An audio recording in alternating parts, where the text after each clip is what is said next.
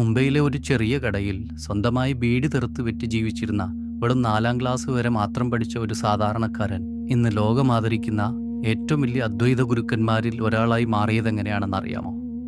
ഇത് നിസർഗദത്ത് മഹാരാജിന്റെ അവിശ്വസനീയമായ കഥയാണ്. അദ്ദേഹത്തിന്റെ യഥാർത്ഥ പേര് മാരുതി എന്നായിരുന്നു. ഭാര്യയും മക്കളുമായി മുംബൈയിലെ തിരക്കുകളിൽ ജീവിച്ച ഒരു സാധാരണ മനുഷ്യൻ. എന്നാൽ ആ ജീവിതം മുഴുവൻ മാറി മറിഞ്ഞത് ഒരു സുഹൃത്ത് അദ്ദേഹത്തെ സിദ്ധരാമേശ്വർ മഹാരാജ് എന്ന തൻ്റെ ഗുരുവിൻ്റെ അടുത്തേക്ക് കൊണ്ടുപോയപ്പോഴാണ്.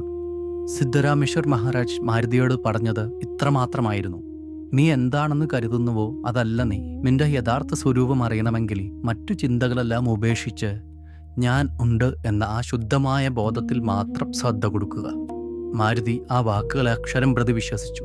പിന്നീട് ഇതിനെക്കുറിച്ച് അദ്ദേഹം തന്നെ പറഞ്ഞത് ഇങ്ങനെയാണ്: ഗുരു എന്നോട് പറഞ്ഞു, ഞാനത് പൂർണ്ണമായി വിശ്വസിച്ചു. കിട്ടുന്ന ഒഴിവു സമയങ്ങളിലെല്ലാം അദ്ദേഹം നിശബ്ദനായി ആ ഞാൻ എന്ന ശുദ്ധബോധത്തിൽ മാത്രം ലയിച്ചിരുന്നു. വെറും 3 വർഷങ്ങൾ തൻ്റെ കൊച്ചു കടയിലിരുന്ന് ബീഡി തെറുത്തിരുന്ന ആ സാധാരണക്കാരൻ ഉള്ളിലെ പരമമായ ആത്മപ്രകാശത്തെ തൊട്ടറിഞ്ഞു. 1936 സിദ്ധരാമേശ്വർ ശരീരം വെടിഞ്ഞപ്പോൾ മാരുതി എല്ലാം ഉപേക്ഷിച്ചു. കുടുംബവും താൻ നടത്തിയിരുന്ന ബീഡിക്കടകളുമെല്ലാം. ആ നാളുകളിലാണ് അദ്ദേഹം പുതിയൊരു പേര് സ്വീകരിക്കുന്നത്: നിസർഗദത്ത. സഹജാവസ്ഥയിൽ വസിക്കുന്നവൻ എന്നാണ് ആ പേരിനർത്ഥം. ഹിമാലയം ലക്ഷ്യമാക്കി ഒരു സന്യാസിയെപ്പോലെ അദ്ദേഹം യാത്ര തിരിച്ചു. പക്ഷേ ആ യാത്രയ്ക്കിടയിൽ വെച്ച് ഒരു ഗുരു സഹോദരൻ വലിയൊരു സത്യം അദ്ദേഹത്തെ ഓർമ്മിപ്പിച്ചു. പരമസത്യം കാട്ടിലോ ഹിമാലയത്തിലോ അല്ല ഉള്ളത്. സാധാരണ ജീവിതത്തിൽ തന്നെ ഒന്നിനോടും ഒട്ടിച്ചേരാതെ നിസ്സംഗനായി ജീവിക്കുന്നതാണ് യഥാർത്ഥ മാർഗം. അതോടെ മാരുതി മുംബൈയിലേക്ക് തന്നെ മടങ്ങി. ആ മടക്കയാത്രയിലാണ് തൻ്റെ സാക്ഷാത്കാരം പൂർണ്ണമായതെന്ന് അദ്ദേഹം പിന്നീട് പറയുന്നുണ്ട്. അദ്വൈത മാർഗത്തിൽ മുക്തി എന്നത് പുതുതായി എന്തെങ്കിലും നേടിയെടുക്കുന്നതല്ല. തനിക്ക് എന്തോ കുറവുണ്ടെന്നും ഈ ലോകം അപൂർണമാണെന്നും അതുവരെ തോന്നിയിരുന്ന ആ വലിയ ഭാരം അതില്ലാതുന്നത് മാത്രമാണത്. തെറ്റിദ്ധാരണ മാറിയപ്പോൾ എല്ലാം എക്കാലത്തും പൂർണ്ണമായിരുന്നു എന്ന് അദ്ദേഹം തിരിച്ചറിഞ്ഞു. മുംബൈയിൽ മടങ്ങിയെത്തിയപ്പോൾ പണ്ടുണ്ടായിരുന്ന 8ഓളം ബീഡിക്കടകളിൽ ഒരെണ്ണം മാത്രമാണ് ബാക്കിയുണ്ടായിരുന്നത്. പക്ഷേ ജീവിതം മുന്നോട്ട് കൊണ്ടുപോകാൻ അത് ധാരാളമായിരുന്നു. പണ്ടത്തെപ്പോലെ തന്നെ വളരെ ലളിതമായി അദ്ദേഹം തൻ്റെ ജീവിതം തുടർന്നു. ഒരു പൂവ് വിരിയുമ്പോൾ അതിൻ്റെ സുഗന്ധം തേനീച്ചകളെ സ്വയമേവ ആകർഷിക്കുമെന്ന് പറയാറുണ്ടല്ലോ. അതുതന്നെയാണ് മഹാരാജിൻ്റെ ജീവിതത്തിലും പിന്നീട് സംഭവിച്ചത്. പതിയെ പതിയെ ആത്മീയ കാര്യങ്ങളെക്കുറിച്ചുള്ള ചോദ്യങ്ങളുമായി ആളുകൾ അദ്ദേഹത്തെ തേടിയെത്താൻ തുടങ്ങി. അദ്ദേഹം നിസർഗദത്ത് മഹാരാജ് എന്ന പേരിൽ അറിയപ്പെടാനും തുടങ്ങി. ഏറ്റവും വലിയ വഴിത്തിരിവുണ്ടായത് അന്ന് ഇന്ത്യയിൽ ജീവിച്ചിരുന്ന മൗറിസ് ഫ്രൈഡ്മാൻ എന്ന പോളണ്ടുകാരൻ മഹാരാജുമായുള്ള ഈ സംഭാഷണങ്ങളെല്ലാം രേഖപ്പെടുത്തി ഐ ആം ദാറ്റ് എന്ന പേരിൽ ഒരു പുസ്തകമായി പുറത്തിറക്കിയപ്പോഴാണ്. എന്തായിരുന്നു ആ പുസ്തകത്തിൻ്റെ പ്രത്യേകത? ജീവിതത്തിൻ്റെ മഹാസമസ്യകളെക്കുറിച്ചുള്ള ചോദ്യങ്ങൾ, അവയ്ക്ക് മഹാരാജ് നൽകിയ അസാധാരണമായ ഉത്തരങ്ങൾ.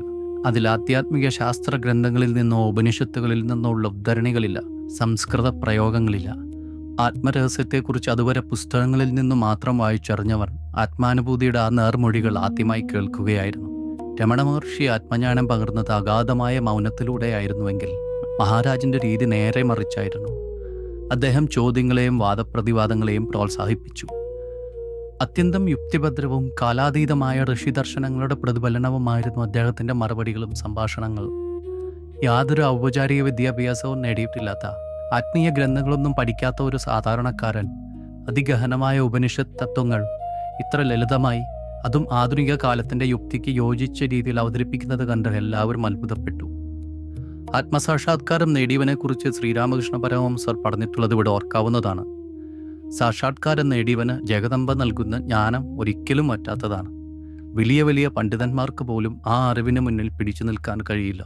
നിസർഗദത്ത് മഹാരാജിൻ്റെ ജീവിതം അതിൻ്റെ ഏറ്റവും വലിയ തെളിവായിരുന്നു.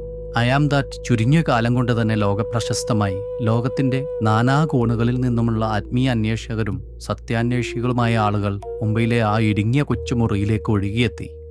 അദ്ദേഹത്തിൻ്റെ ഉപദേശങ്ങളുടെ എല്ലാം സാരാംശം ഇതാണ്: എല്ലാ ചിന്തകൾക്കും സങ്കല്പങ്ങൾക്കും മുൻപുള്ള ഞാൻ ഉണ്ട് എന്ന ആ ശുദ്ധമായ ബോധത്തിൽ ഉറച്ചു നിൽക്കുക. അത് അസ്തിത്വത്തിൻ്റെ രഹസ്യം മുഴുവൻ നിങ്ങൾക്ക് തുറന്നു തരും. 1981 ശ്രീ നിസർഗദത്ത് മഹാരാജ് മഹാസമാധിയായി. ജീവിച്ചിരുന്ന കാലത്തേക്കാൾ എത്രയോ വലുതാണ് ലോകമെമ്പാടുമുള്ള സത്യാന്വേഷികൾക്കിടയിൽ ഇന്ന് അദ്ദേഹത്തിൻ്റെ സ്വാധീനം. ആത്മജ്ഞാന സംബന്ധിയായ ഒരൊറ്റ പുസ്തകം നിർദ്ദേശിക്കാൻ പറഞ്ഞാൽ ഞാൻ നിസ്സംശയം പറയും: ഐ ആം ദാറ്റ്. ആത്മീയ കാര്യങ്ങളിൽ താല്പര്യമുള്ള എല്ലാവരും വായിച്ചിരിക്കേണ്ട ഒരു പുസ്തകമാണത്.